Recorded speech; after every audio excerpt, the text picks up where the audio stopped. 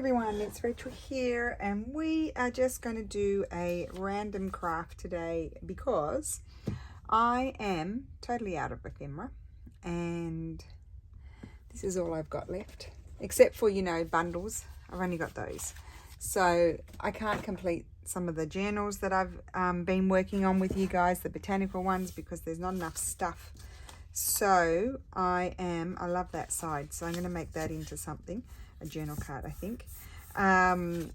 Yeah, I can't complete them, so I need to just make some more journal cards and tags and things, and so that's what we're going to do today, just whatever takes my fancy. Just take you along for the ride and pop in to say hello, because otherwise, oh, what have I done now? Why can't I see that?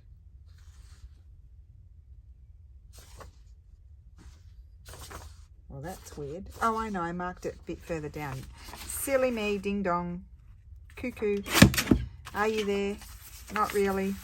Woken up weird today. Totally weird.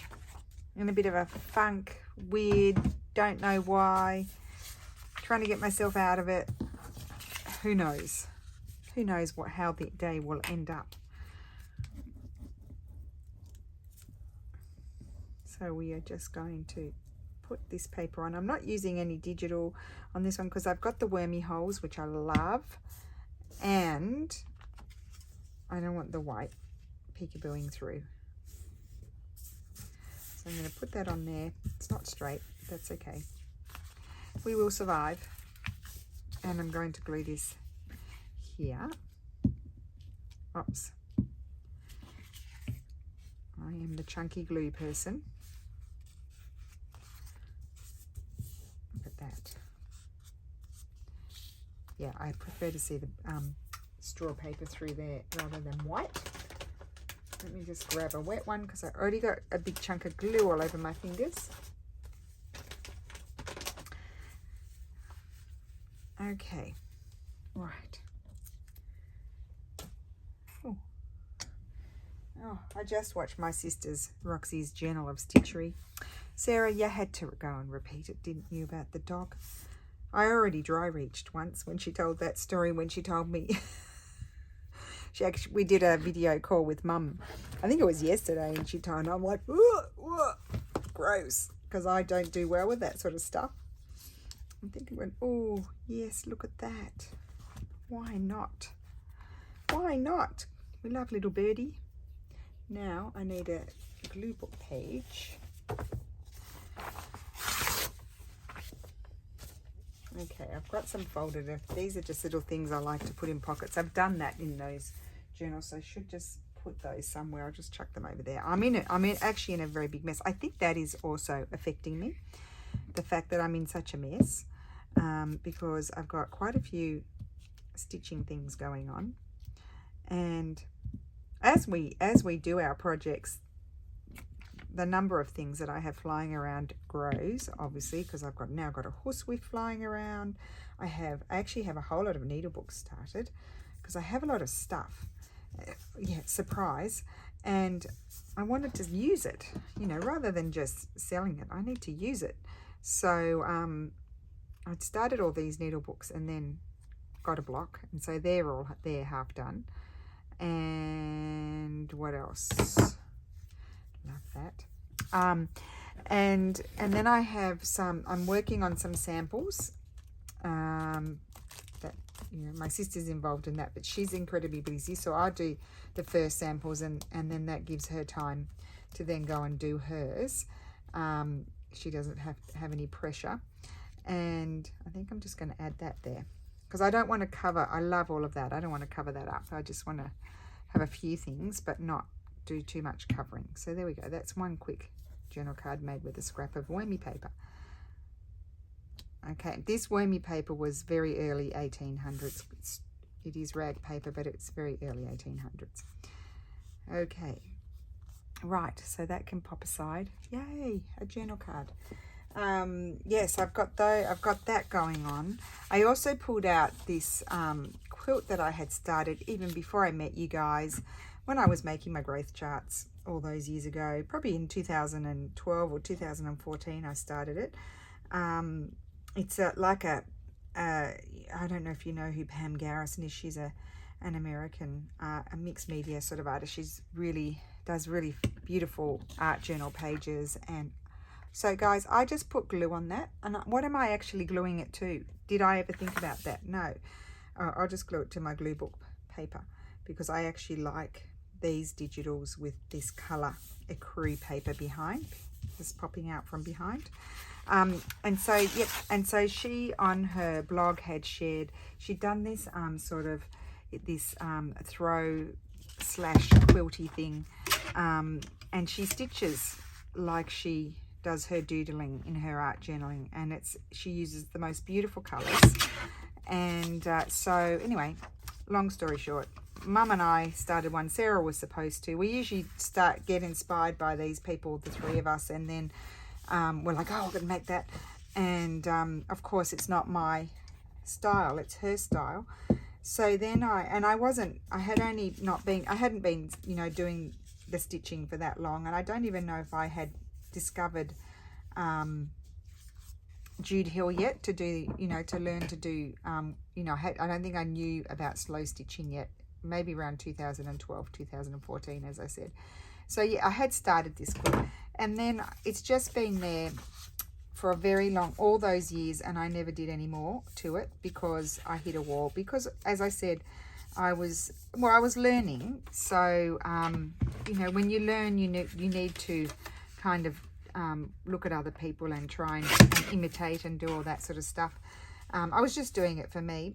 It didn't get very far. It just was all these vintage embroideries that I had collected. There was this amazing shop down in Berrima, outside Sydney, near where Mum lives, and it was called Pepper Green. Do any of you Aussies from Sydney or the Southern Highlands remember Pepper Green? Oh, and we were quite friendly with the owner, and I think her name was Corinne. Unfortunately, she died, and she used to bring containers of textiles, vintage textiles, over from the UK, and she had the most amazing collection. And I, whatever extra pennies I had, I would go there. When I went to Australia, I'd just go bonkers in there and buy all these things, and she would have them for more expensive ones and, you know, cheaper ones because maybe they were damaged and that sort of thing. And so you could get some good deals, and then there were also, as I said, the expensive things. And anyway, so I started stitching all these things together, and then it just got put in the cupboard. Really, that's what happened to it. It was just put in the cupboard. So then I came across the wonderful Beck, who Mum and I just love, and Mum has booked into her course. Woohoo! I'm so envious of you, Mum. I wish I could go and do her course. And she's going to be at the Green Door, and I can't remember in what month. Oh, I quite like that. So anyway, Beck, which is really funny to me, when we went to visit her in the shop, and I showed it in my video when I was in Australia. I had that one on my channel. Sarah had the vlog of the Green Door Studio on her channel. My sister Sarah, I love that. There we go. So Beck is working on, it's like a lifetime sort of thing, really, because they take a while to do. This one's going to be glued onto here. Oh, look at those colors. I love that. So she's working on funnily enough, a similar type thing, but not exactly the same. So that inspired me. I told Beck about Pam Garrison and told her where to go and look and everything for inspiration, and told her that's where mine had begun, looking at her. And so anyway, I'm going to put it sideways. I pulled mine out when I came home. I'm very long-winded today, so I do apologize, because my brain is not working. It doesn't work. And so I'm having trouble doing and thinking and speaking. I'm multitasking. I'm not very good at it. Anyway, so I pulled mine out, and I said to Mum, when I pulled it out, I am amazed at how infantile my stitching was when I first started. Of course, I was more focused on doing things for... What did I do with my wet one?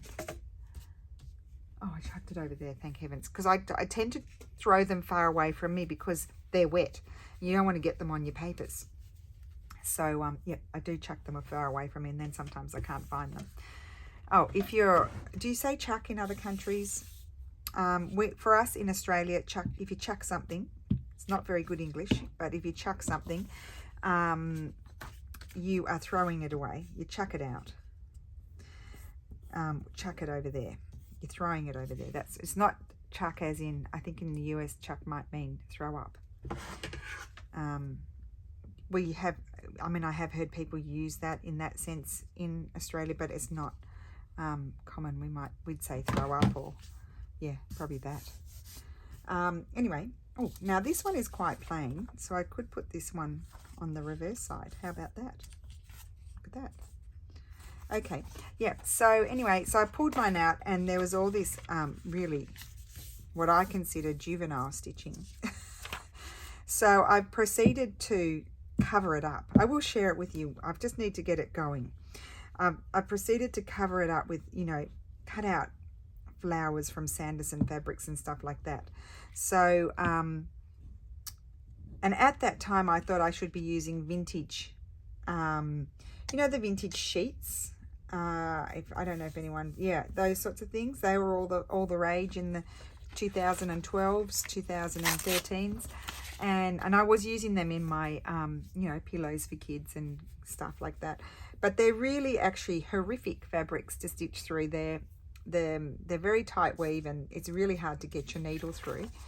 And so I'm going through, because I had already done some embroidery on there that I didn't like now, in hindsight. And so I've covered them up, and so I'm stitching through I don't know how many layers. I'm like a mad person, stitching through all these layers, and my hand just nearly falls off. So but I'm determined to finish it. I did tell you the other day I'm a very determined, I seem meek and mild, but I can be very determined. Like I won't give up until I've exhausted all avenues. That's the way I am.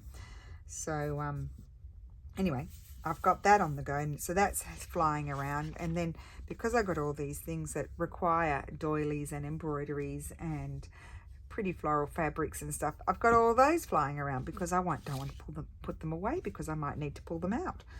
So yes, that's just what's happening over here. Now I'm going to make this into a tag.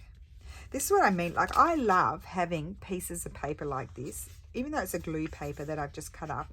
I love having pieces of paper like this just in a certain shape, because then I just look at them and they tell me what I need to do, what I want to do. So this one is about 2. So if I do it 2.5 inches, I'm just looking where to go with my cutter to make my, oh, that's totally crooked there. So let's just get that straight. So that's flying around. What else is flying around? My boxes, well, they're incomplete and flying around. I also have things that I want to make new kits and stuff like that. That's all flying around. Yep, it's just a flying around place at the moment. Everything's just up in the air, and I think that's because we, since we renovated, before we renovated, our place was very disorderly because it was old. Not antique, it was just vintage. It was finished in 1980, and it was those colours, the 1970s colours. It was very dark and dingy. But when we got this place, I just said, rather than a new build where they try and squeeze in a smaller space, they squeeze in, a double bedroom, single bedroom, and 2 bathrooms. And you get these little pokey rooms. And I said to Stefano, because we were living in, my mother-in-law has a small apartment in town that she rents, and we were living in that, and it was too small for us because Lulu was born, and so we were living in there with her. I think I might keep this for something else. And so anyway, so I said to Stefano, because he was looking with his mum, I found this one it was just like a private sale. It wasn't through a real estate agent, but they were looking at the new builds, and they were still little teeny tiny living areas, smallish kitchen, and squeezing in a small single bedroom and 2 bathrooms. And one wasn't a full bathroom. It might have just had the loo and a sink. And I was like, that's not going to improve our lifestyle. Like, we're still going to have pokey little spaces that we're living in. So I found this place, and it's like it's square, the shape of this apartment, and it was just really high ceilings and pretty much so a big corridor, and then nice decent size eat-in kitchen, big living room. Then you came down the corridor, my small room where I am, big bedroom on the right hand side, smaller double bedroom on the other side, and one bathroom. And I was just like, and it was just one of those, even though I don't follow all that stuff, it was kind of like one of those feng shui moments. It just had such a nice feel about it. Even though it was all dark and 70s and that sort of thing, it just had such a nice feel about it, this apartment. And I said to them, this is the one, to my mother-in-law. I said, can we stop looking at the crappy new builds that they cut costs, and you have all kinds of issues with them, and they cost a lot more. And I said, this is it. This is great living space. And so we've always had a nice feel about it. But the thing was, we had to put a kitchen in, so we didn't have a lot of money at the time, so we put in an IKEA kitchen, which did us well until we renovated, till we saved up and had the money. And then we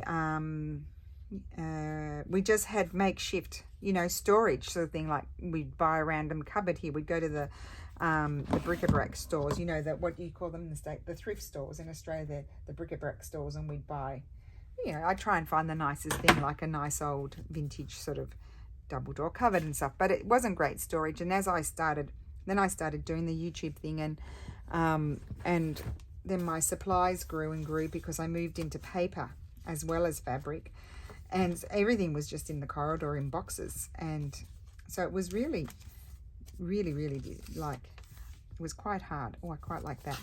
So now we had everything built to maximize the storage also for my work, and then we store stuff we've organized downstairs, because we've got storage space downstairs. It's a bit of a pain. I mean, I'd love to have everything out on shelves that I could see it all, and I do have to periodically rummage and go through and rearrange and remember what I have. But it's okay, and we love our place, and we're not going anywhere. So unless Lulu goes somewhere and we have to follow her, which could happen, but that would be a long time down the road, because we've got Steph's parents too that we'll have to look after, so we don't want to abandon them. My parents have other kids. I have siblings. Okay, so I got you through another tag just like that with my chitter chatter. Yep, but I do feel like some reorganization is going to, it just has to happen. Like, even though I haven't been in here a long time, like we've been in here, what? I get in July, I think it'll be, oh gosh, 2 years already. I do have to just sort of, sometimes I just pull everything off my sewing table. It's only little, but sometimes I just pull it all off and reorganize. Oh, I think I'm going to go with that one. Just keep it all in the same tones. Yeah, I just have to periodically just reshuffle, like the trolley, my working trolley here. When I finish these journals, I'm just going to, in fact, in the next couple of days, just pull everything off it and tidy it up. I will punch a hole there, but I think I'll wait, because it won't work because it's wet. Now, I had this piece of glue paper, and I was just looking at it, and I folded it over, and I thought, oh, that can become something. So I'm thinking I'm going to glue some writing paper inside, and I might just choose, see, I've got a box. See, my box is here on top of my papers. I'll just put that over there on my Medieval Mirage. How about that? And I might use this piece in some, I think I like it with the yellow. So I'm going to put a marking here. Make it so that I can see it, because half the time I can't see it, and there. And trim that. Bring my colour.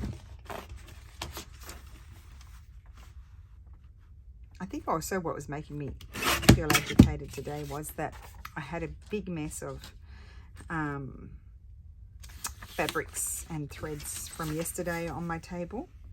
And so I've just literally done the shuffle and shove them over there onto that table. So if I had to go and find something on that table over there to my left, it's only a little table, but I would not be able to find it. It would not be happening because it's just covered, absolutely covered with things, fabric things. Try to keep all the fabrics and the threads over there.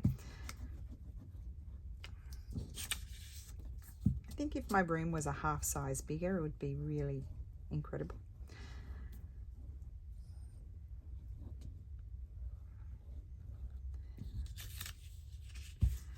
I was listening to Rhonda from A Little Bit French. She had a video up today, or was it, I don't know, in the night when I was asleep, I don't know. And she's moved into a new place and she's organising her craft room, and she's like, oh, I might go and buy an armoire or something like that for storage. And I'm like, I do envy that people that can go and buy an armoire and fit that into their room. Like if I put an armoire in my room would be the armoire. That would be it. There wouldn't be any room for anything else. It would just be an armoire. Okay, so that's my inside, nice and easy peasy, and now we're going to do something here. Well, I have a few scraps here.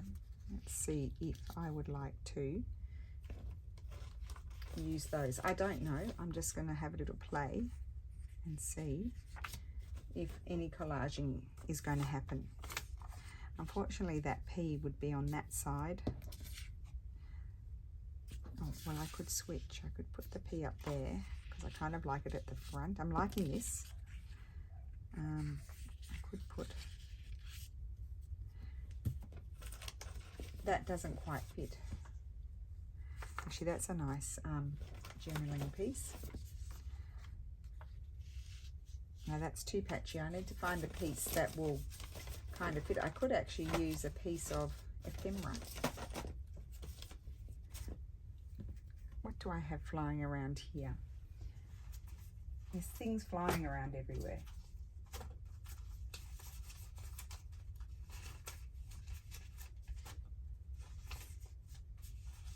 You sort of need to find something that has the same feel. So let's see what's happening here. That doesn't have the same feel, so I'm not going to do that. Oh, those are scraps. They should be over there. Little tag. These are all things that I've pulled out to make up. I haven't done anything with them. Don't want anything French at the moment. We're not doing French. No, of course there's nothing there. Okay.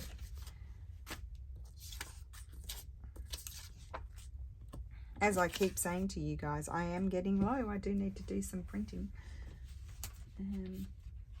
Now, here, what's in here? These are some sort of decorative papers.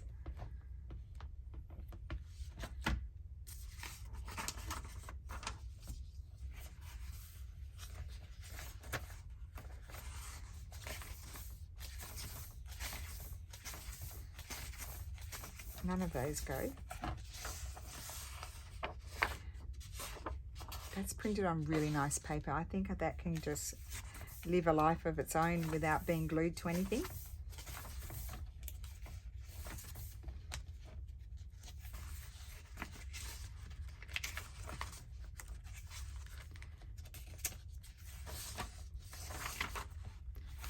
No, they're not really inspiring me, these papers at the moment. Not with this, with these colours that I've got going on here. So they're not doing me any good. That one, I could have a piece of that one. I'm going to have a piece of that one. I know, I'll have a piece of that one. Let's flip it over, and you can see it's getting a bit curly whirly. It needs to find a home. It's been flying around obviously for quite some time. So I'm going to put that there. I'm just going to... Isn't it funny how sometimes you feel like doing things with your cutter, and other times you just feel like ripping. I've got some ripped and some not. So we're making like a opening out journaling sort of spot.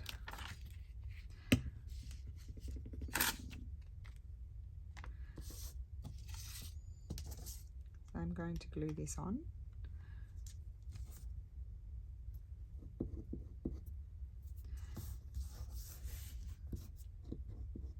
So Lily and I are watching Cruel Summer Season 2 at the moment. I think we're up to the last episode. It's a little bit hard to follow because they flash backwards and forwards in multiple time periods. So, you know, multiple, sometimes you have to sort of like, you can tell by the way they're sort of dressed and looking, whether it's, you know, current, in inverted commas, current day, or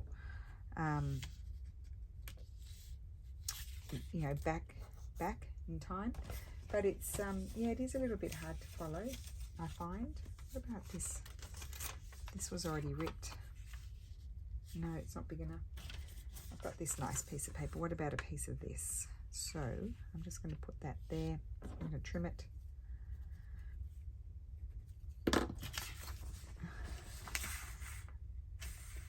But don't tell me how it ends, because if you've watched it, because we're season 2, we're about to see it.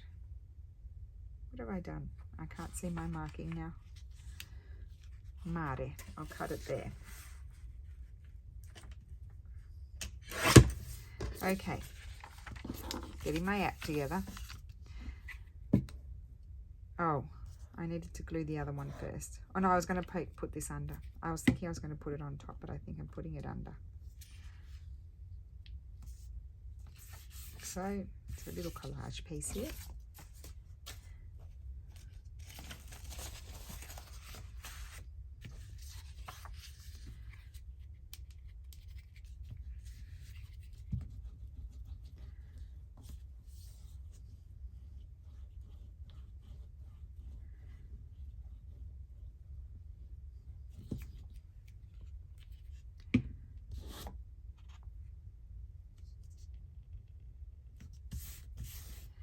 Okay, now I kind of need to, so this is the front. I don't want to, well, I will crease it. So it's just going to be something that opens up like, oh, it's not good, it's dry enough. Okay, so that's what it's looks like at the front, that's at the back, that's okay. So now I just want to put something on there, and I am thinking I need one facing this way. Bit small.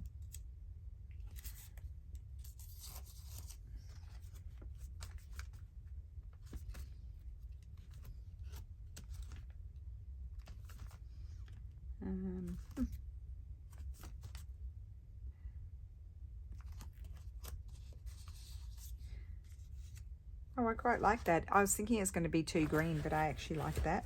And I'm going to add a Tracie Fox label, I think.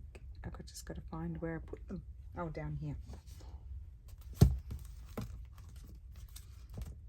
And not blue, not green, red or brown, and probably something more like this. Let's just trim this one down. Maybe, or script. I might change my mind to script, because this may be too matchy with that. Although I quite like that. No, I think I prefer script. After all of that, let's try. Don't have too many. Let's try. How wide is that one? Don't want anything too narrow. Not that one. Nope. Okay, let's go to the land of the brown.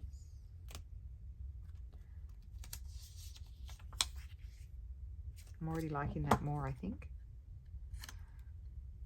I like the shape of these, that's why I sort of cut them out that shape. You could cut them out rectangle, following the border. You've got options. I prefer that one. Okay, good. They're Tracie's fabric sample labels.